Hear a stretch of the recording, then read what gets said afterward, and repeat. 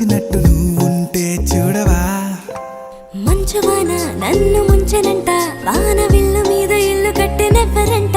ఈ లోకమంతా నిన్ను చూసినంట ఏ దిష్టి నిన్ను తాకకుండా ఇంటిలోనే దాచుకుంటా రంగు